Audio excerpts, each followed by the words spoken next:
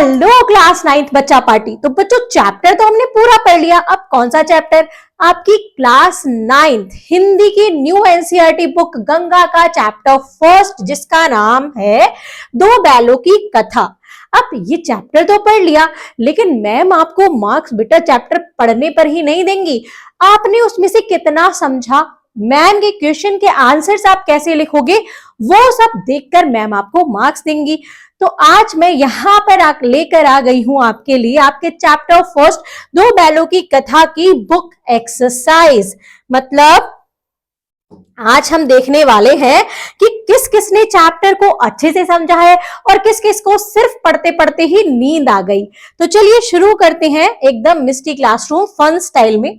Starting में देखो ये विषय क्रम है जिसमें हमने फर्स्ट चैप्टर गद्य खंड का स्टार्ट किया था, दो बैलों की कथा। आज इसकी बुक एक्सरसाइज कर रही हैं। नेक्स्ट वीडियो मैं आपके लिए काव्य खंड से लेकर आऊंगी, तो उसमें देखेंगे हम कि हम क्या क्या पढ़ेंगे। तो चलिए पहले इसकी बुक एक्सरसाइज कंप्लीट कर लेते हैं। पहला क्वेश्चन है रचना से संवाद, मेरे उत्तर मेरे तर्क। अब यहां पर ये चीज क्यों बोली गई है, जैसा कि वेबिनार की डिटेल में ही मैंने आपको बताया था कि क्या बोला गया है। अब सबके आंसर सेम नहीं होंगे, अपने तर्क से अपनी रीजनिंग से आपको सबको आंसर देने पड़ेंगे। तो आप कॉपी करके आंसर नहीं लिख सकते, क्योंकि मैम आपको बिल्कुल पकड़ लेंगी चुटकी बजा के, क्योंकि एक सा आंसर होगा। तो ऐसा नहीं है कि सब बच्चे का दिमाग हर सिचुएशन में सेम चलेगा। और मैं यहां पर भी आपको क्वेश्चन के आंसर लिखने का तरीका बताऊंगी कि आप इसका आंसर इस तरीके से दे सकते हैं। आंसर आपको अपने वर्डिंग में ही लिखने होंगे। तो चलिए शुरू करते हैं। मेरे उत्तर मेरे तर्क, मेरे ही उत्तर है मेरे तर्क, तो सबके लिए सबके अलग अलग होंगे। ये क्या है बच्चों, ये तो ऑब्जेक्टिव्स है, एक ऑप्शन चुनना है। बाकी आगे के जो क्वेश्चन है उनको हम पूरे डिटेल्स में पढ़ेंगे। निम्नलिखित प्रश्नों के सटीक उत्तर चुनिए और यह भी बताइए कि आपको वे उत्तर उपयुक्त क्यों लगते हैं। मतलब अगर सही उत्तर चुना, ऐसा नहीं है आंसर कर दिया तो वो सही है, पर उसका आपको बताना भी है कि आपने क्यों चूज किया है। पहला प्रश्न है कहानी में हीरा और मोती का आपसी संबंध किस गुण को मुख्य रूप से दर्शाता है। जो उनकी आपस में दोस्ती थी ना, कि वो एक दूसरे को समझाते थे और एक दूसरे का साथ देते थे, तो क्या सिखाती है वो प्रतिस्पर्धा और प्रतिस्पर्धता, एकता और सहयोग, गर्व और दम्भ, विद्वेष और क्रोध। तो यहाँ पर वो सिखाती है एकता और सहयोग, कि हमें मिलजुल कर काम करना चाहिए और सहयोग से काम करना चाहिए। आगे देखते हैं हीरा मोती ने नया स्थान स्वीकार क्यों नहीं किया। जब वो गया के घर गए थे, उसकी ससुराल गए थे अपने मालकिन की, तो वहां पर उन्होंने स्थान को स्वीकार क्यों नहीं किया था। क्योंकि उन्हें भरपेट भोजन दिया गया, उन्हें बहुत मोटी रस्सी से बांधा गया। मालिक ने बेचा यह सोचकर उन्हें अपमान लगा, उन्हें अलग अलग बांधा गया। तो ऐसा तो नहीं था, उन्हें भरपेट भोजन तो नहीं दिया गया था, वैसे उनको मोटी रस्सी से शुरुआत में नहीं बांधा था। मालिक ने बेचा यह सोचकर उन्हें अपमान लगा, उन्हें बुरा लग रहा था कि वो अपने मालिक से दूर हो गए। उन्हें अलग अलग बांधा गया नहीं, उन्हें एक साथ ही बांधा गया था। तो इसका आंसर हो जाएगा मालिक ने बेचा यह सोचकर उन्हें अपमान लगा। नेक्स्ट देखते हैं बैलों ने रस्सी तोड़कर घर लौटने का निर्णय क्यों लिया। वो रस्सी तोड़कर घर क्यों लौटना चाहते थे, क्योंकि स्वतंत्रता प्राप्त करने के लिए, वो बंधन में नहीं रहना चाहते थे, स्वतंत्रता प्राप्त करना चाहते थे, इसलिए उन्होंने वहां से भागने का निर्णय लिया। गया द्वारा डंडे से मारने पर मोती का आक्रोश किस मानवीय मनोवृत्ति का घोतक है। तो किसका है, जब वो क्या करता है, आक्रोश, जब गया उसको मारता है डंडे से तो उसको गुस्सा आता है, तो स्वाभिमान सेल्फ रेस्पेक्ट की वजह से वो ऐसा करता है। कहानी में बैलों की मूक भाषा का प्रयोग लेखक ने किस लिए किया है। अब मूक भाषा की बैल भी सोच समझ सकते हैं किस लिए किया है, कहानी को रोचक बनाने के लिए नहीं, मनुष्य जैसी चेतना दिखाने के लिए, संवादों को छोटा रखने के लिए, कथा में हास्य उत्पन्न करने के लिए नहीं, मनुष्य जैसी चेतना दिखाने के लिए कि जो बैल ये जानवर होते हैं उनमें भी वो भी सोच समझ सकते हैं, उनके भी कुछ क्या होते हैं इमोशंस होते हैं, वो भी सोच समझ सकते हैं। नेक्स्ट देखते हैं, दो बैलों की कथा को यदि स्वतंत्रता आंदोलन से जोड़ें तो हीरा और मोती किसके प्रतीक हैं? किसके प्रतीक हैं? जैसे स्वतंत्रता के लिए भारतीय जनता के संघर्ष के, वो भी अपने आजादी के लिए लड़ते थे, दीवार तोड़ी उन्होंने, जंजीरें तोड़ी, रस्सी तोड़ी, तो वो अपनी आजादी के लिए लड़ते हैं जैसे कि भारत की जनता, भारतीय जनता अपनी स्वतंत्रता के लिए लड़ी थी। ऐसे ये दर्शाता है। अब बच्चों ये वीडियो थोड़ी लंबी होगी क्योंकि इसमें आपकी बुक एक्सरसाइज थोड़ी ज्यादा है, तो इसको पूरी लास्ट तक देखिएगा। आपको ग्रामेटिकल सारे पोर्शन जो भी इसमें सिखाया गया है वो मैं यहाँ पर कवर कराने वाली हूँ। मेरी समझ मेरे विचार, अब देख लिया आपने भी, मेरी समझ मेरे विचार से इन क्वेश्चन के क्या आंसर होंगे ऐसे हमें देने हैं। प्रश्न 1 है, दूसरे दिन गया ने बैलों को हल में जोता। जब गया बैलों को ले गया तो अगले दिन उसने हल में जोता, पर इन दोनों ने जैसे पांव ना उठाने की कसम खा ली थी। जब बैल नए मालिक के यहाँ गए तो उन्होंने काम करने से इनकार क्यों कर दिया? वो क्यों नहीं आगे बढ़े पिटने के बाद भी? तो हीरा और मोती अपने पुराने मालिक से बहुत जुड़े हुए थे, उनको बहुत प्यार था अपने पुराने मालिक से, और नए स्थान पर उन्हें अपमान और अत्याचार सहना पड़ रहा था। वे उस जगह को स्वीकार नहीं करना चाहते थे, इसलिए उन्होंने विरोध स्वरूप काम करने से इनकार कर दिया कि वो यहाँ पर खुश नहीं है। ये दिखाने के लिए आप अपने अकॉर्डिंग इनका आंसर देंगे। गांव के इतिहास में यह घटना अभूतपूर्ण ही होने पर भी महत्वपूर्ण थी। बैलों का घर लौटाना कोई साधारण घटना नहीं है। कैसे?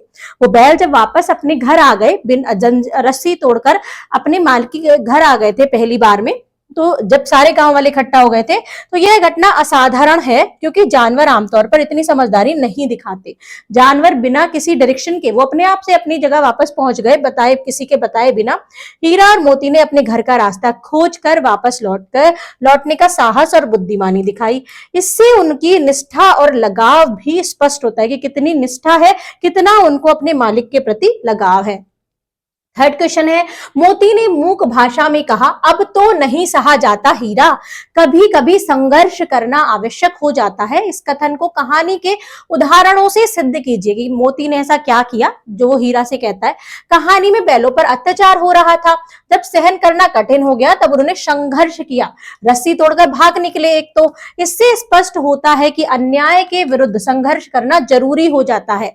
जब किसी के ऊपर अन्याय होता है और वो संघर्ष करके वहां से निकलना चाहे तो निकलना बहुत जरूरी होता है, जरूरी हो जाता है। जब आप दूसरा एग्जाम्पल भी दे सकते हैं, जब उन्होंने दीवार तोड़ी थी, दीवार तोड़कर भागना चाहा था वहां से, तभी भी ये वाला एग्जाम्पल भी दे सकते हैं। प्रश्न 4 देखेंगे, जब पेट भर गया और दोनों को आजादी का ने अनुभव किया, हीरा और मोती स्वतंत्रता और अपनापन दोनों में से किस भावना से अधिक प्रेरित थे? कारण सहित समझाइए।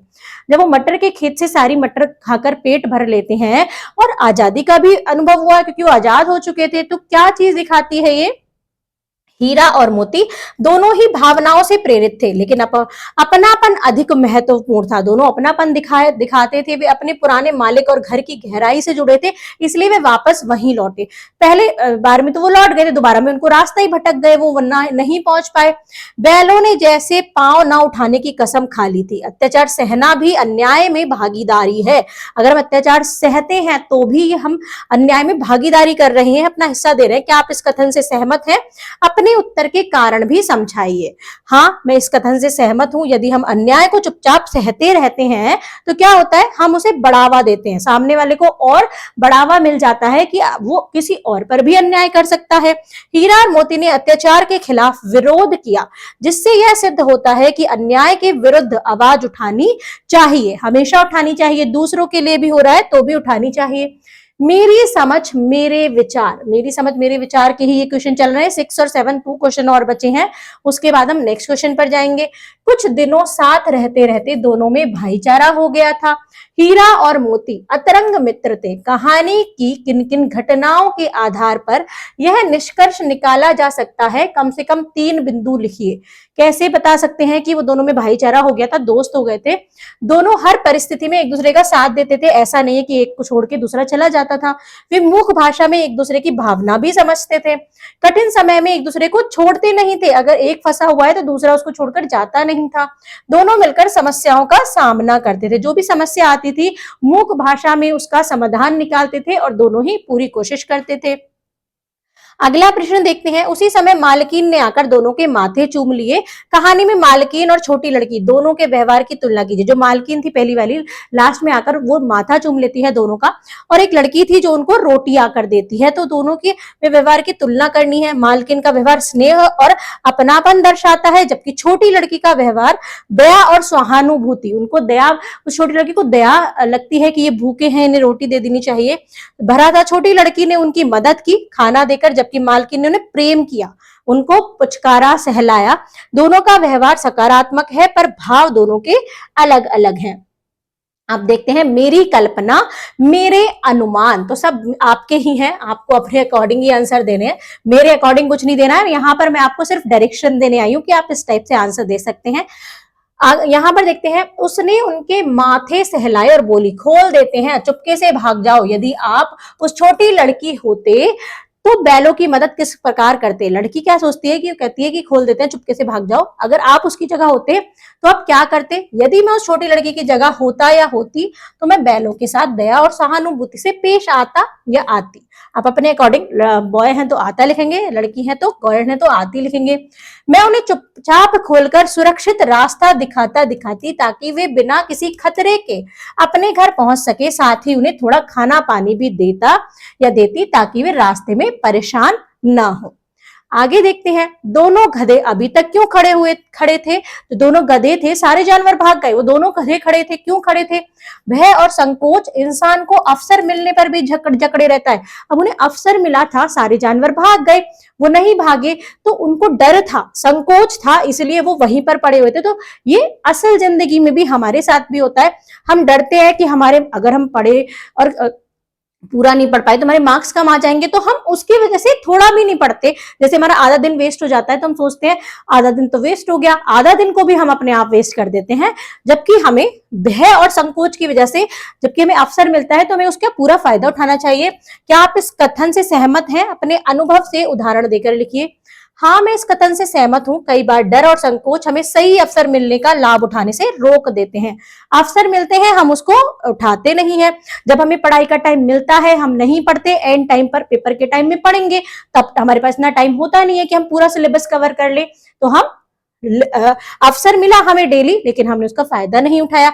जैसे स्कूल में कई बच्चे उत्तर जानते हुए भी डर के कारण हाथ नहीं उठाते। ऐसा होता है क्लास में बच्चों को उत्तर पता होता है लेकिन हाथ नहीं उठाते। क्या हुआ, हमारा उत्तर गलत हो गया तो शायद हमें गलत पता है, मैम ने डांट लगा दिया, तो डर रहता है, संकोच रहता है।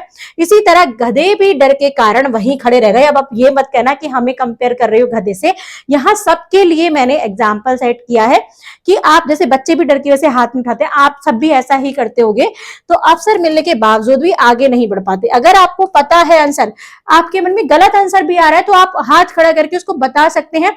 कम से कम ये तो पता चलेगा कि गलत आंसर है, हम उसको सुधारें। आगे देखते हैं, मेरे अनुभव मेरे विचार में दोस्तों में घनिष्ठता होते ही ढोल ढप्पा होने लगता है। इसके बिना दोस्ती कुछ फुसफुसी, कुछ हल्की सी लगती रहती है, जिस पर ज्यादा विश्वास नहीं किया जा सकता। क्या आप इस बात से सहमत हैं? आपको ऐसा क्यों लगता है? अपने अनुभवों के आधार पर बताइए। हाँ, मैं इस बात से सहमत हूँ। सच्ची दोस्ती समय के साथ गहरी होती है। जो आपके दोस्त हैं, शुरुआत में पहले दूसरे दिन आपके जब दोस्त बनते हैं तो इतनी गहरी नहीं होती है, बस ऐसे जान पहचान होती है, लेकिन धीरे धीरे वो गहरी हो जाती है। जब दोस्ती में घनिष्ठता आती है, जब वो आप बेस्ट फ्रेंड बन जाते हो, तब एक दूसरे पर विश्वास ज्यादा हो जाता है। मेरे अनुभव में, मैं अपना अनुभव बता रही हूँ, आपको अपना बताना है। जब मैंने अपने दोस्तों के साथ समय बिताया और मुश्किल समय में उनका साथ दिया, तब हमारी दोस्ती और मजबूत हुई। इसलिए घनिष्ठता के बिना दोस्ती पर पूरा भरोसा नहीं किया जा सकता। एक कहानी भी है, 8th क्लास में ही आई थिंक, या छोटी क्लासेस में है, कि एक बच्चा समझता है मेरे बहुत सारे फ्रेंड्स हैं, लेकिन उसके दादाजी उसको रियलिटी से मिलाते हैं कि कौन तुम्हारा असली फ्रेंड है, जो तुम्हारे बुरा होने पर तुम्हारा मजाक ना उड़ाए, तुम्हारा साथ देने के लिए खड़ा हो, वो तुम्हारा असली मित्र है। नेक्स्ट देखते हैं, हीरा ने तिरस्कार किया, गिरते हुए बैरी पर सींग नहीं चलाना चाहिए। यह सब ढोंग है। बैरी को ऐसा मारना चाहिए कि वह फिर ना उठे। बैरी मतलब दुश्मन। जो आपका इस संबंध में क्या विचार है? आप किसके साथ हैं, हीरा के या मोती के या दोनों के? क्यों?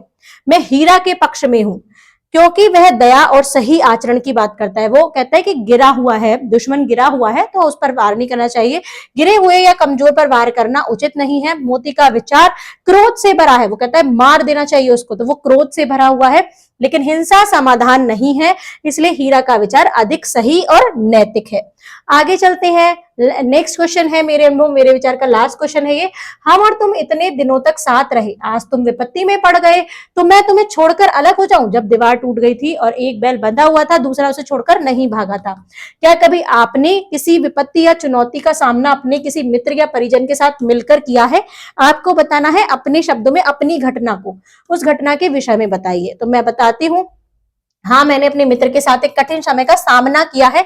एक बार मेरे दोस्त को पढ़ाई में परेशानी हो रही थी, तब मैंने उसकी मदद की। हमने मिलकर मेहनत की और वह सफल हो गया।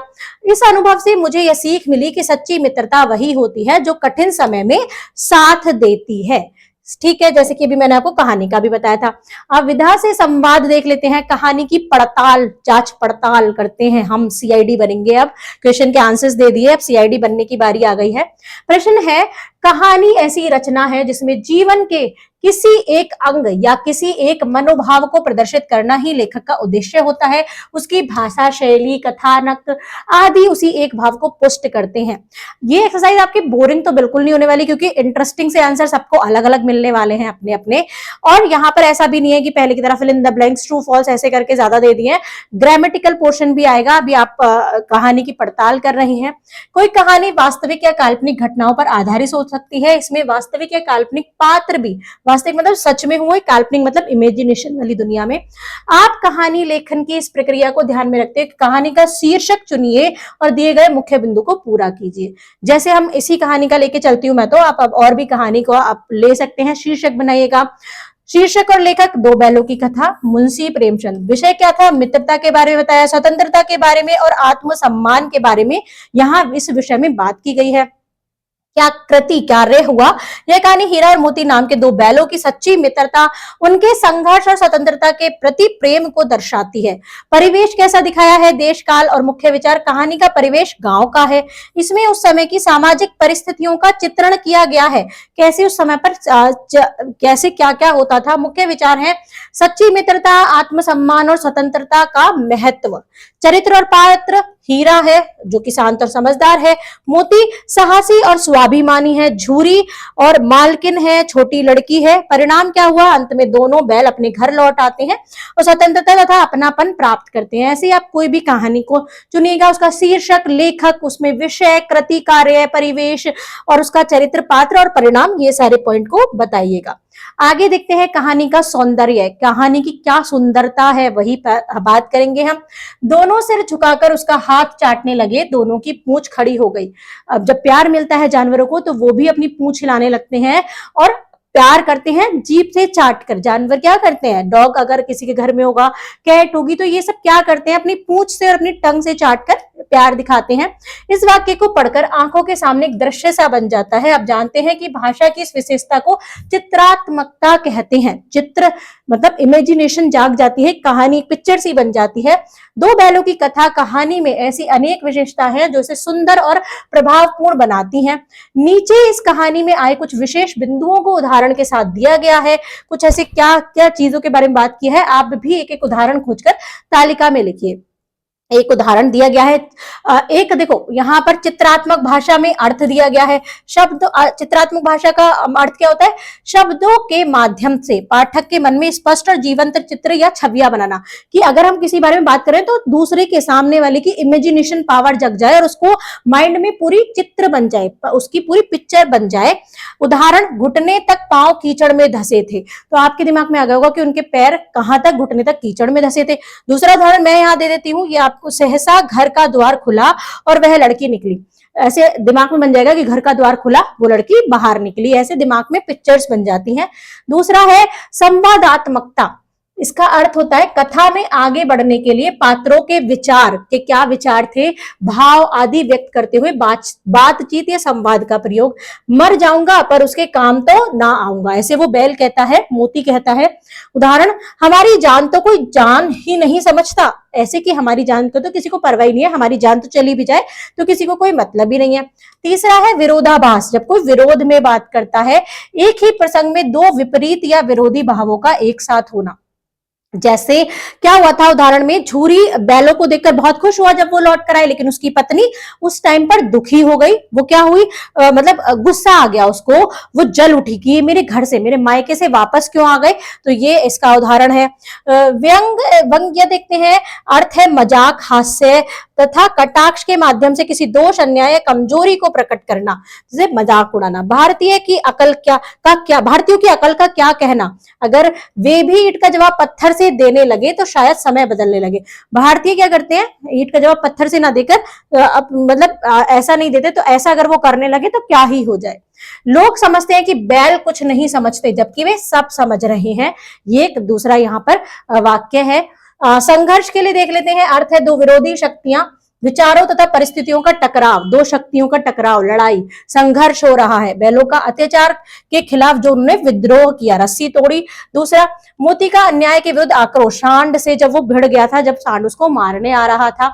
अतिशयोक्ति, किसी चीज को बड़ा चढ़ाकर बोलना, किसी बात, घटना या भाव को बड़ा चढ़ाकर इस तरीके से कहना कि वह असंभव या अविश्वसनीय लगे। छोटा सा आदमी टीले पर चढ़कर टिटकार रहा था, तो ये असंभव लग रहा है, बड़ा चढ़ाकर बोलने। दोनों उड़ने लगे थे, अब उड़ने क्या हवा में उड़ने लगे, पक्षी थोड़ी है, पर ये बड़ा चढ़ाकर बोलना, ऐसी चीजों को बोला जाता है। अब कहानी की रचना पढ़ते हैं। कहानी की रचना, प्राय कहानियों के आरंभ में ही कहानी के मुख्य चरित्र, क्या होता है, कहानी की रचना कैसे होती है, मुख्य चरित्र के बारे में, कहानी का समय, कहानी की भाषा, घटनाओं आदि के कुछ संकेत मिलने लगते हैं। प्रेमचंद्र की इस कहानी में भी ऐसे संकेत हैं। जब आप गधे की बात की, फिर हीरा और मोती आए, इस कहानी के ऐसे संकेतों को ढूंढकर लिखना है। कहानी के आरंभ में ही हीरा मोती जैसे मुख्य पात्रों से परिचय मिलता है। कहानी का परिवेश गांव का है, जैसे ग्रामीण जीवन का संकेत मिलता है। भाषा सरल, सहज और बोलचाल की है, जिससे आम जीवन का चित्र स्पष्ट होता है। घटनाओं से यह संकेत मिलता है कि कहानी में संघर्ष, मित्रता और स्वतंत्रता जैसे प्रमुख विषय प्रमुख हैं। अब देखते हैं विषयों से संवाद। अब जो विषय इसमें हुए उसमें संवाद कैसे कैसे हुए। कहानी का समय और समाज देखते हैं। दो बैलों की कथा कहानी जिस समय लिखी गई थी, उस समय भारत पर अंग्रेजों का दमनकारी शासन चल रहा था। अंग्रेजों का शासन था जब ये कहानी लिखी थी। उस समय भारतीय भी अपने अपने ढंग से इस अंग्रेजी शासन का विरोध कर रहे थे। इस कार्य में लेखक भी किसी से पीछे नहीं थे। वे अपनी रचनाओं के माध्यम से लोगों को स्वतंत्रता के लिए संघर्ष हेतु प्रेरित कर रहे थे। वो जानवरों के ही थ्रू बात बताकर, कहानी बताकर लोगों को प्रेरित कर रहे थे कि जब ये मूक जानवर भी विद्रोह कर सकते तो हम क्यों नहीं। इस कहानी में से कुछ वाक्य चुनकर नीचे दिए गए हैं। इन वाक्यों का मिलान स्वतंत्रता आंदोलन से जुड़े उपयुक्त वाक्यों के साथ कीजिए। तो यहाँ पर मैं डायरेक्ट मिलान करके दिखाऊंगी, आप बुक में क्वेश्चन देख लीजिएगा। पहला है, जोर तो मारता ही जाऊंगा चाहे कितने ही बंधन पड़ते जाएं। जब वो मारता है, जब वो कहता है कि मत तोड़ो दीवार, तुम्हारे को और बांध देंगे, तो वो कहता है कि मैं तो मारूंगा जोर चाहे मुझ में कितना ही बांधा जाऊं। तो ये स्वतंत्रता से कैसे जोड़ेंगे। स्वतंत्रता सेनानी बार बार जेल गए, फांसी पर चढ़े, पर संघर्ष नहीं छोड़ा। दूसरा है, मर जाऊंगा पर उसके काम तो ना आऊंगा। जब वो खेत जोतने की बात होती है, वो कहता है गया के काम तो नहीं आऊंगा। इसका स्वतंत्रता से क्या होता है, स्वतंत्रता के लिए प्राण देना स्वीकार है पर अंग्रेजों की सेवा नहीं। हम अब अंग्रेजों की सेवा नहीं करेंगे चाहे प्राण चले जाएं, ऐसा भारतीयों ने बोला था, करा था। हमारी जान तो कोई जान ही नहीं समझता। दासता के काल में भारतीयों के प्राण, सम्मान और अधिकारों का महत्व ही नहीं था। जब उनको दास बनाकर रखा गया था तो उनके प्राण जाए, उनकी महत्वता, उनके सम्मान, अधिकार कुछ भी मायने नहीं रखता था अंग्रेजों के लिए। दोनों मित्रों की आंखों में रोम रोम में विरोध भरा हुआ था। भारतीय जनता के मन में अंग्रेजी शासक के प्रति विरोध बढ़ता गया। धीरे धीरे वो और विद्रोही होते चले गए। इतना तो हो ही गया कि 9-10 प्राणियों की जान बच गई। जब वो सारे जानवरों को निकाल देते हैं, खुद बंदे रह जाते हैं, तो वो कहते हैं कि ये तो बच गए कम से कम। तो यहाँ क्या हुआ, क्रांतिकारियों के बलिदान से लोगों को स्वतंत्रता की प्रेरणा जगी। उनका बलिदान तो हुआ लेकिन स्वतंत्रता भी मिली आगे जाके। मांड पर हाथी है, दोनों मित्र जान हथेलियों पर लेकर लपके। अंग्रेज शक्तिशाली थे, फिर भी स्वतंत्रता सेनानियों ने साहस पूर्वक सामना किया। अब नेक्स्ट है, गधों के लिए कानून। अच्छा, एक यहाँ पर एक रह गया है, उसको हम कंप्लीट करेंगे आई थिंक। अच्छा नहीं, ये नेक्स्ट है गधों के लिए कानून। नेक्स्ट यहाँ पर पॉइंट है पशुओं के लिए जो कानून होते हैं, तो यहाँ पर गधों के लिए कानून वो वाली हेडिंग थी। प्रश्न है नीचे दिए गए संवाद पढ़िए और प्रश्नों के उत्तर लिखिए। मैं तो समझता हूँ चुराए लिए जाते हो, चुपके से चले जाओगे। मेरे बैल हैं, मैं बेचूंगा तो बिकेंगे। किसी को मेरे बैल नीलाम करने का क्या अधिकार है? जाकर थाने में पट कर दूंगा। लास्ट में जब जूरी ने अपने बैलों को बचाया तो ऐसा कहा था उसने, मेरे बैल हैं, इसका सबूत यह है कि मेरे द्वार पर खड़े हैं। अगर ये मेरे घर पर खड़े हैं, यही सबूत है कि ये मेरे बैल हैं। प्रश्न है बैलों का कांजी हाउस में बंद होना न्याय और अन्याय दोनों को दर्शाता है, क्यों?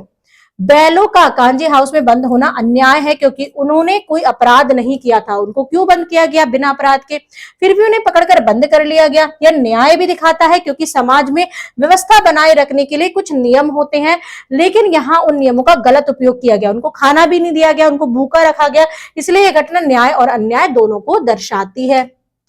प्रश्न 2 देखते हैं, यदि आपको अवसर मिले तो आप बैलों की ओर से कौन कौन से कानूनी अधिकार मांगेंगे? अगर आपको अवसर मिलता है तो आप अपने तरीके से आंसर देना। पशुओं के साथ अच्छा और मानवीय व्यवहार किया जाए, उन्हें पर्याप्त भोजन और पानी मिले, उन पर किसी प्रकार का अत्याचार न किया जाए, उन्हें अनावश्यक रूप से बंद या कैद न किया जाए, उनके स्वास्थ्य और सुरक्षा पर ध्यान रखना चाहिए। आगे देखते हैं प्रश्न 3 में, मान लीजिए कि हीरा मोती अपने साथ हुए अन्याय की शिकायत करना चाहते हैं। उनकी ओर से उनकी शिकायत थाना अध्यक्ष को करते हुए एक पत्र लिखना है कि वो जानवर, वो बैल कैसा सोच रहे हैं। अगर वो पत्र लिखते तो वो पत्र में क्या लिखते आपको ये बताना है। संकेत भी दिए हैं यहाँ, थाना अध्यक्ष महोदय, हमारा नाम डैश है, हमारे साथ अन्याय हुआ है, इस टाइप से आपको लिखना है। तो कैसे लिखेंगे? सेवा में थाना अध्यक्ष महोदय, थाना स्थान जहां का भी होगा आप वहां का नाम लिखेंगे, आपका थाना जहां का भी स्थान होगा। विषय हमारे साथ हुए अन्याय के संबंध में शिकायत। आप अगर उन बैलों की जगह होते तो कैसे लिखते वही बताएंगे। महोदय, सविनय निवेदन यह है कि हमारा नाम हीरा और मोती है, हमारे साथ बहुत अन्याय हुआ है, हमें जबरदस्ती काम कराया गया, मारा पीटा गया और खाना सही भोजन भी नहीं दिया गया। हम मेहनती और ईमानदार हैं, फिर भी हमें अपमान और कष्ट सहने पड़े। अतः आपसे निवेदन है कि आप हमारे साथ हुए इस अन्याय के विरुद्ध उचित कार्यवाही करें और हमें न्याय दिलाएं। धन्यवाद। भवदीय मोती, हीरा और मोती। तो आप इसकी जगह कुछ और भी लिख सकते हैं। मैंने एक छोटा सा फॉर्मेट आपको दिखाया है कि हमें अपने मालिक से दूर कर दिया गया है, इस टाइप से भी आप ऐसे जोड़ सकते हैं। अब आते हैं हमारी धरोहर, हमारी संस्कृति। हमारी धरोहर और संस्कृति, इनके प्रश्न करते हैं। वह अपना धर्म छोड़ दे, लेकिन हम अपना धर्म क्यों छोड़ें? वो कहता है मोती, कहानी के अनुसार हीरा और मोती सदैव ध्यान रखते हैं कि कौन से कार्य करने योग्य हैं और कौन से नहीं। वे कौन कौन से कार्य कभी नहीं करते थे, क्या नहीं करते थे? हीरा और मोती अपने कर्तव्य धर्म का पालन करते थे। वे मेहनत करना, ईमानदारी से काम करना और अपने मालिक के प्रति वफादार रहना उचित मानते थे। वे अन्याय, अत्याचार और गलत काम कभी नहीं करते थे। अपमान सहना भी पसंद नहीं करते थे। प्रश्न 2 देखते हैं, गिरे हुए बैल पर सींग न चलाना चाहिए, लेकिन अंततः जात पर सींग चलाना मर्दों का काम है, यह भले जानते हो। हीरा के ये कथन किस भारतीय मूलों के ओर संकेत करते हैं? ये कथन दया और करुण, अहिंसा और न्याय जैसी भारतीय मूल्यों को दर्शाते हैं। हीरा सिखाता है कि कमजोर या गिरे हुए अत्याचार पर अत्याचार नहीं करना चाहिए, बल्कि सही समय पर अन्याय के विरुद्ध साहस दिखाना चाहिए। जब वो खड़ा था तब हम उसके विरुद्ध लड़ रहे थे, जबकि अब वो गिर गया है तो हम गिरे हुए पर वार नहीं करेंगे। ये वाले मूल्य वो सिखाता है। प्रश्न देख लेते हैं।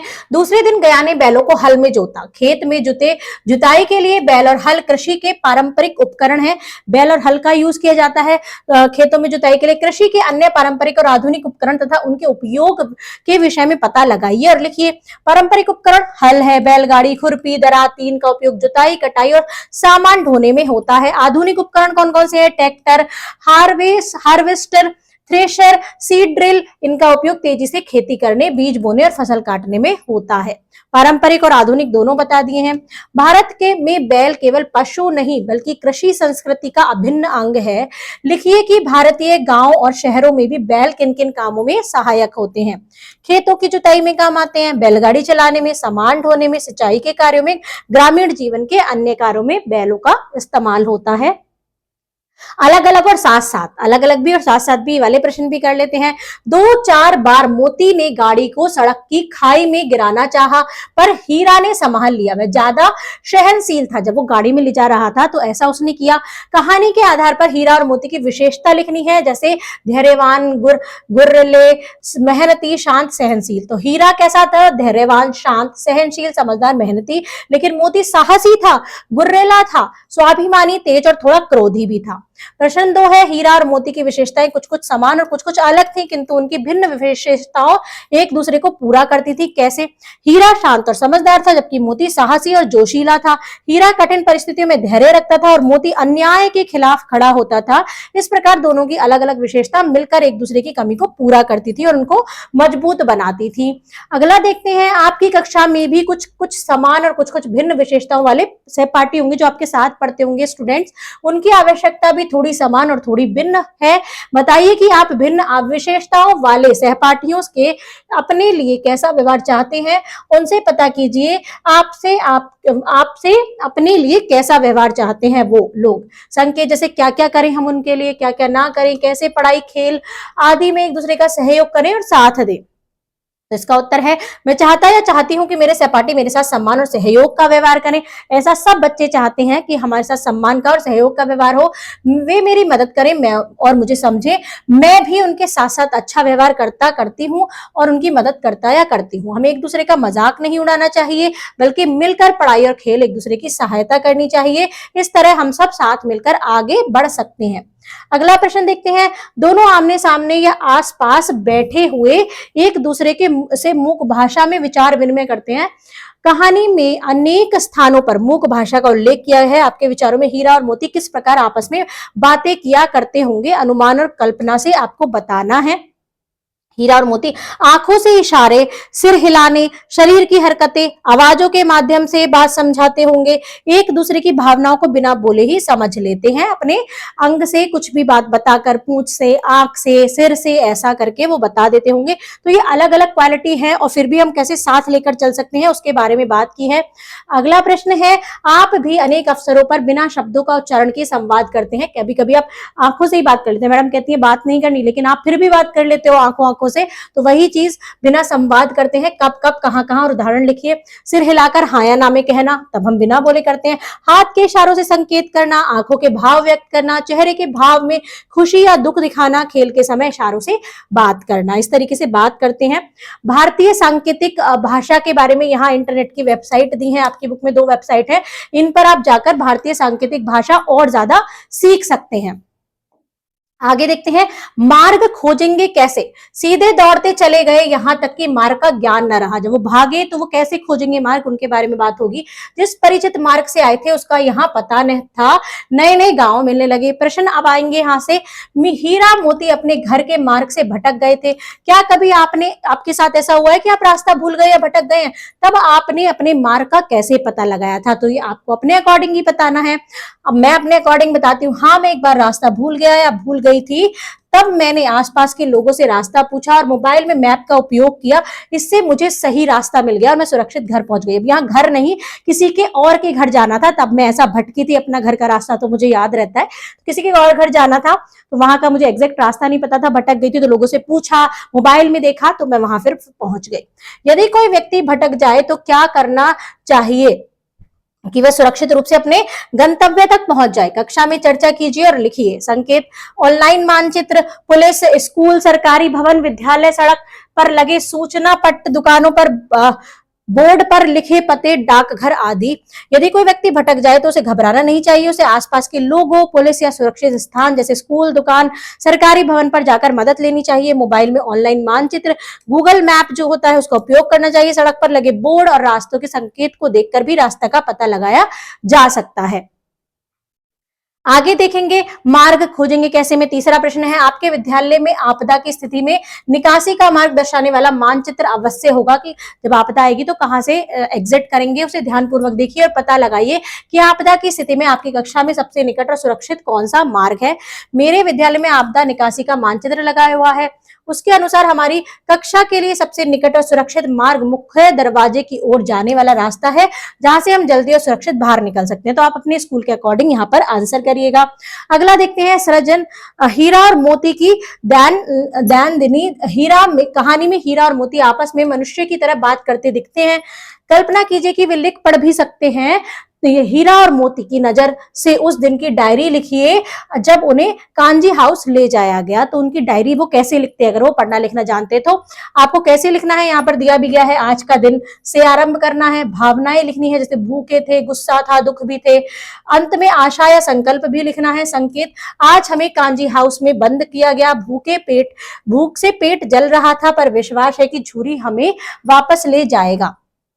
तो हम लिखेंगे डायरी, आज का दिन आज हमें कांजी हाउस में बंद कर दिया गया, यहाँ बहुत गंदगी है और खाने को बहुत कुछ भी नहीं मिला, भूख से पेट जल रहा है और मन बहुत दुखी है। मुझे अपने मालिक झूरी की याद आ रही है, जहां हमें प्यार और अच्छा खाना मिलता था। यहाँ सब जानवर परेशान हैं और कोई हमारी सुनने वाला नहीं है, लेकिन मुझे विश्वास है कि झूरी हमें जरूर वापस ले जाएगा। हम हिम्मत नहीं हारेंगे और जल्द ही आजाद होंगे। अब देखते हैं आज का समाचार। मान लीजिए कि अभी अलग अलग परिस्थितियां आपको बताई जाएंगी, आपको उनके अकॉर्डिंग आपको आंसर देने कि आप कैसा सोचेंगे। मान लीजिए आप एक स्थानीय समाचार पत्र के संवाददाता हैं, अपने समाचार पत्र के लिए बैलों के कांजी हाउस से भागने का समाचार लिखिए। कैसे लिखना है, शीर्षक देना है, पहले तो घटना का विवरण करना है, कहाँ कब क्या हुआ, परिणाम और लोगों की प्रतिक्रिया लिखनी है। जैसे शीर्षक, 2 बहादुर बैलों ने तोड़ी बेड़ियां, ऐसी तो आती है न्यूज, आज की ब्रेकिंग न्यूज, 2 बहादुर बैलों ने तोड़ी बेड़ियां, शीर्षक तो यही दे दिया हमने। कल शाम शहर के काजी हाउस में एक आश्चर्यजनक घटना घटी, हीरा और मोती नाम के 2 बैलों ने मिलकर दीवार तोड़ दी और वहां से भाग निकले। यह घटना तब हुई जब दोनों बैल कई दिनों से भूखे और परेशान थे। उन्होंने पूरी ताकत लगाकर दीवार गिरा दी और आजाद हो गए। इस घटना से लोगों में खुशी और आश्चर्य है, लोग उनकी बहादुरी की प्रशंसा कर रहे हैं और पशुओं के साथ हो रहे व्यवहार पर भी सवाल उठा रहे हैं। तो ऐसा संवाददाता समाचार पत्र और न्यूज में इस तरीके से ही आता है, आपको ये लिखना है। कहानी का नया अंत, यदि बैल वापस न लौटते तो कहानी का अंत कैसा होता। वो तो घर आ गए, उसी गांव में आ गए, अगर वहां नहीं आते तो क्या होता। कहानी का नया अंत लिखना है। कैसे लिखना है, बैलों की नई जगह, झूरी की स्थिति, संकेत, हीरा और मोती अब एक बूढ़े किसान के घर शांति से रह रहे हैं। अगर वो बूढ़े किसान के घर जाते तो वो कैसे रहते, हमें यहाँ लिखना है। हीरा और मोती कांजी हाउस से भागकर दूर एक गांव पहुंच गए, वहां एक बूढ़े किसान ने उन्हें अपने पास रख लिया, वह उन्हें प्यार से रखता और अच्छा खाना देता था। उधर झूरी अपने बैलों को बहुत याद करता था और दुखी रहता था। कुछ समय बाद हीरा और मोती इस किसान के साथ खुशी खुशी रहने लगे, तब उन्हें कोई कष्ट नहीं था और वे शांत जीवन जी रहे थे। आगे देखते हैं चित्रकथा लेखन। अब यहाँ पर चित्र दिए गए हैं आपके पाठ में, तो आप उसमें चित्र देखेंगे जहां पर 4 चित्र ऐसे बनाए गए हैं गाय वाले। तो मैं यहाँ पर चित्र का वर्णन कर रही हूँ, यहाँ पर मैंने ऐड नहीं किया है वो चित्र, तो आप अपनी बुक में देखेंगे। चित्रकथा लेखन, नीचे 2 बैलों की कथा की घटना को चित्रकथा के रूप में दिया गया है। इस घटना को पहचानिए, प्रत्येक घटना के लिए उपयुक्त संवाद और घटनाक्रम बताते हुए वाक्य लिखिए। कैसे लिखना है, हर चित्र में एक छोटा सा संवाद बनाकर लिखना है। दृश्य का कर्म, बंद करना, भागने की योजना, दीवार तोड़ना, आजादी। चित्र 4, हम सब आजाद हैं, लास्ट में वो भाग निकलते हैं ना जानवर। अब मैं चारों चित्र के बारे में वर्णन करूंगी, आप बुक में देखते रहेंगे। चित्र पहला, हीरा, मोती हमें यहाँ बंद कर दिया गया है, तो मोती कहता है हाँ यहाँ से निकलना जरूरी है। एक बार वो बंद हो जाते हैं तो वो दोनों आपस में बात कर रहे होते हैं। मोती, चलो दीवार तोड़कर भागते हैं। इसमें एक दीवार तोड़कर भागने की बात करता है, दोनों में से एक दीवार तोड़ रहा होता है, बंधे हुए होते हैं, हाँ पूरी ताकत लगाते हैं। चित्र 3 में है हीरा, जोर लगाओ, वो हीरा से कहता है हीरा जोर लगाओ, बस थोड़ा और दीवार टूटने वाली है। चित्र 4 में है, यहाँ पर दीवार टूट जाती है और 2 सारे जानवर भाग जाते हैं, दोनों अब हम आजाद हैं, ऐसा कहते हैं, वो भागने लगते हैं जानवर। ऐसे 4 चित्र हैं। व्याकरण की बात पर आते हैं। व्याकरण के कुछ पॉइंट हम देखेंगे। छात्रों में से 5 ऐसे शब्द चुनकर लिखिए जो आपके लिए बिल्कुल नए हैं। अब उन शब्दों के अर्थ अपने अनुमान से लिखिए, इसके बाद अब उनके अर्थ शब्दकोश में से देखकर लिखिए। जैसे शब्द है सहनशील, यहाँ पाठ में से 5 ऐसे शब्द चुनने हैं, तो उसका अनुमान में से अर्थ निकला जो सहन कर सके। सहनशील मतलब जो सहन कर सके। शब्दकोश में इसका अर्थ है जो कठिन परिस्थितियों को धैर्य से सहन करे। तो शब्दकोश में मतलब डिक्शनरी में इसका आंसर है गुर्राना।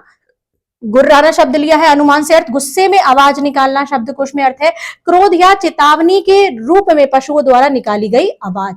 शब्द है तिरस्कार, इसका हम अनुमान से अर्थ निकालेंगे किसी को नीचा दिखाना, तिरस्कार करना। शब्दकोश में अपमान करना या अवमानना करना। कांजी हाउस अनुमान से है, जानवरों को रखने की जगह होगी। शब्दकोश का अर्थ है वह स्थान जहां पकड़े गए या आवारा पशुओं को रखा जाता है। शब्द है हमारा संघर्ष, अनुमान से इसका अर्थ है लड़ाई या मेहनत करना। संघर्ष मतलब लड़ाई करना या मेहनत करना, और इसमें है कठिनाइयों का सामना करने का प्रयास करना। शब्दकोश में जो शब्द है। भाषा गढ़ते मुहावरे, अब हम मुहावरे के बारे में पढ़ेंगे। लोग आकर उनकी सूरत देखते और मन फीका करके चले जाते। मन फीका करना एक मुहावरा है जिसका अर्थ है, आपको वाक्य पढ़कर समझ में आ ही गया होगा कि मतलब मन फीका मतलब दुखी होकर चले जाते। इसी से मिलते जुलते मुहावरे हैं जी फीका होना, जी टूटना आदि। दो बैलों की कथा कहानी में कई मुहावरे हैं जिनसे यह कहानी जीवंत हो गई है। ऐसी भाषा को मुहावरेदार भाषा कहा जाता है। कहानी में से चुनकर कुछ वाक्य दिए गए हैं, इन वाक्यों में मुहावरे को पहचान कर रेखांकित कीजिए। इन मुहावरे का प्रयोग करते हुए नए वाक्य बनाकर लिखिए। जो मुहावरे यूज हुए हैं उनके वाक्य हमें बनाने हैं। तो चलिए देख लेते हैं। झूरी के साले गया को घर तक गाड़ी ले जाने में दांतों पसीना आ गया। दांतों पसीना आना, बहुत कठिन काम होना। वाक्य में प्रयोग करेंगे, इतना भारी बोरी उठाने में मुझे दांतों पसीना आ गया। जब परेशान हो गए, बहुत मुश्किल लगी तो दांतों पसीना आ गया। उसका चेहरा देखकर अंतर मन से दोनों मित्र के दिल कांप उठे। अब दिल कांप उठे, दिल कांप उठना मतलब बहुत डर जाना। अचानक तेज आवाज सुनकर मेरा दिल कांप गया, ये वाक्यों में प्रयोग हो गया। झूरी की स्त्री ने बैलों को द्वार पर देखा तो जल उठी। मुहावरा जल जाना। ईर्ष्या या क्रोध होना, उसे गुस्सा आया, क्रोध आया। इसका नया वाक्य, दूसरों की सफलता देखकर वह जल उठी। अगर कोई सफल हो रहा है तो बहुत लोग उसकी सफलता देखकर जलते हैं। मोती दिल में ऐंठ कर रह गया। मुहावरा दिल में ऐंठना, मन में क्रोध या पीड़ा दबा कर रखना। मतलब क्रोध आ रहा है लेकिन उसको जताया नहीं गया, अपमान सहकर वह दिल में ऐंठ कर रह गया। ये वाक्य प्रयोग हो गया। आएगा तो दूर से ही खबर लूंगा, देखूं कैसे ले जाता है। खबर लेना मतलब सबक सिखाना या डांटना। अगर वह फिर शरारत करेगा तो मैं उसकी खबर लूंगा। ये नया वाक्य हो गया। जो तोड़कर काम करते हैं, किसी से लड़ाई झगड़ा नहीं करते, चार बातें सुनकर गम खाते हैं, गम खा जाते हैं। गम खा जाना मतलब दुख सह जाना।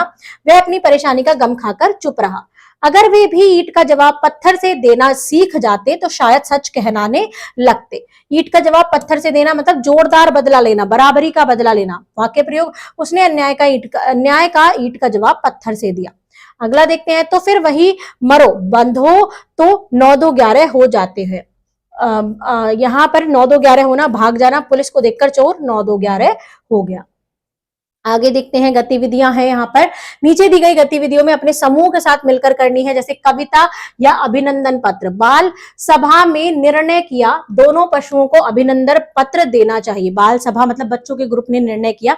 प्रश्न है, मान लीजिए कि बाल सभा में हीरा और मोती की प्रशंसा में गीत लिखा और गाया। अपनी कल्पना से वह गीत लिखिए। तो यहाँ पर एक गीत है। हीरा मोती वीर हमारे, साहस के तुम हो उजियारे, अन्याय से जो ना डरते, सत्य की राह हमेशा धरते, भूख प्यास सब सह जाते, फिर भी हिम्मत ना खो पाते, मिलकर बाधाएं हर लेते, आजादी का गीत है गाते, हीरा मोती नाम तुम्हारा सदा रहेगा जग में प्यारा। इस तरीके से कविता यहाँ पर बना दी हीरा मोती की प्रशंसा को करते हुए। आगे देखते हैं। गतिविधियों में हीरा और मोती के लिए अभिनंदन पत्र लिखना है। तो अभिनंदन पत्र कैसे लिखते हैं, ये सब ग्रामेटिकल पोर्शन आ रहा है आपका। पत्र कैसे लिख रहे हैं, प्रिय हीरा और मोती, हम आप दोनों की बहादुरी और धैर्य की सराहना करते हैं। आपने कठिन परिस्थितियों में भी साहस और एकता का परिचय दिया। आपकी मित्रता और संघर्ष हमें प्रेरणा देते हैं कि हमें भी अन्याय के विरुद्ध डटकर खड़ा होना चाहिए। हम आप दोनों को हार्दिक बधाई देते हैं और आपके उज्जवल भविष्य की कामना करते हैं। धन्यवाद। इस तरीके से अभिनंदन पत्र लिखा जाता है। बाल सभा में भाषण, भाषण कैसे देते हैं। मान लीजिए आपको बाल सभा में हीरा मोती के लौटने के बाद भाषण देने के लिए बुलाया गया। आपको जैसे उनको बुलाते हैं ना, चीफ गेस्ट को, आपको ऐसे चीफ गेस्ट बुलाया गया। भाषण का विषय है पशुओं का अधिकार। अपना भाषण लिखिए और कक्षा में प्रस्तुत कीजिए। किस टाइप से लिख सकते हैं वो मैं यहाँ बताऊंगी। लिखेंगे आप उत्तर भाषण। आदरणीय प्रधानाचार्य जी, शिक्षक गण और मेरे प्रिय साथियों, आज मैं पशुओं के अधिकार विषय पर अपने विचार प्रस्तुत करना चाहता या चाहती हूँ। पशु भी जीवित प्राणी है और उन्हें भी दर्द, भूख और दुख का अनुभव होता है, इसलिए हमें उनके साथ दया और प्रेम का व्यवहार करना चाहिए। हमें उन्हें पर्याप्त भोजन, पानी और आराम देना चाहिए, उन पर अत्याचार नहीं करना चाहिए और उनकी रक्षा करनी चाहिए। हीरा और मोती की कहानी हमें सिखाती है कि पशुओं के साथ अन्याय करना गलत है, हमें उनके अधिकारों का सम्मान करना चाहिए। आइए हम सब मिलकर यह संकल्प लें कि हम पशुओं के प्रति दयालु और जिम्मेदार बनेंगे। धन्यवाद। इस तरीके से यहाँ पर भाषण दे सकते हैं। अगली है शीर्षक। इस कहानी के 5 भाग है, 5 भागों में कहानी पड़ी थी। कहानी के प्रत्येक भाग के लिए अपने मन से उपयुक्त शीर्षक चुनिए। पहली बारी में हीरा और मोती की मित्रता के बारे में बताया, झूरी का घर और स्नेह के बारे में बताया है, गया के यहाँ जो उन्हें कष्ट हुआ तीसरे पार्ट में उसमें बताया है, कांची हाउस की पीड़ा, जब उनको पकड़ लिया गया तो उसमें कैसी पीड़ा हुई फोर्थ में ये बताया है, स्वतंत्रता और वापसी पांचवें में क्या है, जब वो स्वतंत्र हो गए वापस अपने घर आ गए। आगे देखते हैं मेरी पहेली। यहाँ कुछ पहेलियां हैं, उनके आंसर देने, तो आंसर तो मैंने दे दिए पर आप पढ़ के आंसर देंगे। अपने समूह के साथ मिलकर ऐसी पहेलियां बनाइए और जिनके उत्तर निम्नलिखित हो। हीरा, झूरी, मोती, गया, बैल, मटर, रस्सी, रोटी। अब यहाँ पर पहेलियां बनाई हैं। दोस्तों में सबसे न्यारा, नाम है मेरा चमकता तारा, मोती संग जो रहता साथ, बताओ कौन। मोती के साथ कौन रहता है, हीरा। बैल जिन्हें तुम बहुत था प्यारा, गांव में जिनका था गुजारा, दोनों को देता था स्नेह, बताओ कौन। झूरी, जो दोनों बैल को स्नेह देता था, प्यार करता था।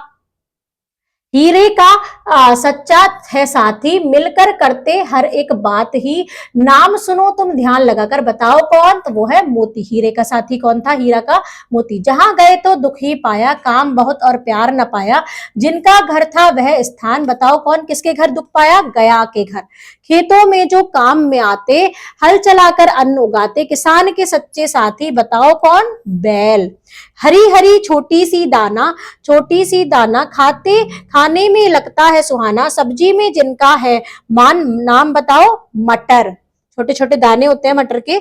आगे देखते हैं, जिनसे बांधते पशु को हम खुल जाएं तो भागे तुरंत, मजबूत होती लंबी सी, बताओ क्या, रस्सी। भूख लगे तो काम ये आए, सबके घर में रोज बन जाए, गरम गरम जो खाई जाती, बताओ क्या, रोटी। जो गरम गरम रोटियां खाई जाती हैं सबके घरों में रोज। यहाँ पर खोजबीन के लिए 2 क्या दिए हैं, यहाँ पर वेबसाइट दिए, 2 बैलों की कथा, इसके बारे में आप और पढ़ सकते हैं। क्या सम्राट, ये प्रेमचंद्र की दूसरी कहानी है। ये आपको बुक में आप इस पे क्या करेंगे, इसको सर्च कर सकते हैं, अपनी गूगल सर्च पर कर सकते हैं। वहां पर आपको एक स्टोरी मिल जाएगी, प्रेमचंद्र का बचपन और बच्चों की कहानियां यहाँ पर आपको मिल जाएंगी। 2 बैलों की कथा में यह कहानी प्रेमचंद्र द्वारा लिखी गई है, जिसमें हीरा और मोती नाम की 2 बैलों की मित्रता, साहस और स्वतंत्रता की भावना दिखाई गई है।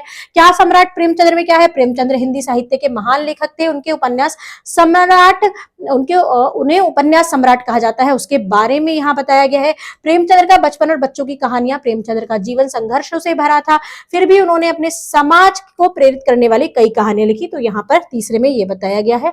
यहाँ पर बच्चों शब्द संपदा है, ये मेरे को चैप्टर से पहले कराने थे, जब चैप्टर पढ़ाना था, पर ये वहां पर मिस हो गए थे, तो मैंने यहाँ पर आपको शब्द अर्थ लाके दे दिए हैं। आप इनके स्क्रीनशॉट ले लीजिए, अदरवाइज आपको टेलीग्राम चैनल पर सारे बुक एक्सरसाइज का मैं नोट्स भेज दूंगी, आप वहां पर जाकर नोट कर लेना।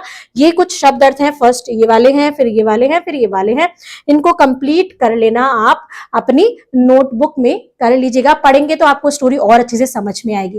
तो यहाँ पर बच्चों आपकी बुक एक्सरसाइज होती है कंप्लीट। बहुत ही इंटरेस्टिंग, फनी और मजेदार सी थी, जिसे पढ़ने में मुझे तो बहुत मजा आया। आई होप आपको भी आया होगा। वीडियो अच्छी लगी है तो लाइक कर देना, कमेंट करना जो चीज नहीं समझ में आई है, नेक्स्ट पार्ट में आपको क्या चाहिए, जैसा कि आपने फर्स्ट में बताया था कि मैम वर्ड मीनिंग्स भी करा दीजिए, तो अगली चैप्टर से पहले वर्ड मीनिंग कराएंगे। और इस वीडियो को शेयर कर देना अपने दोस्तों के साथ, क्योंकि क्लास 9 की न्यू बुक की सीरीज यहाँ पर स्टार्ट हो चुकी है। मोस्टली सारी सब्जेक्ट के आपके फर्स्ट चैप्टर कंप्लीट हो गए, सेकंड चल रहा है, तो हिंदी में भी हम वही करने वाले हैं, अब सेकंड स्टार्ट करेंगे। तो अब क्या करना है, मिस्टी क्लासरूम को सब्सक्राइब करना है, बेल आइकन प्रेस करना है, ताकि आगे की वीडियो के नोटिफिकेशन पहले ही आपको मिल जाए और एक भी वीडियो मिस ना हो। टेलीग्राम चैनल ज्वाइन कर लेना, जिसका लिंक आपको इस वीडियो के डिस्क्रिप्शन में मिल जाएगा। मिलेंगे नेक्स्ट वीडियो में, तब तक के लिए बाय बाय।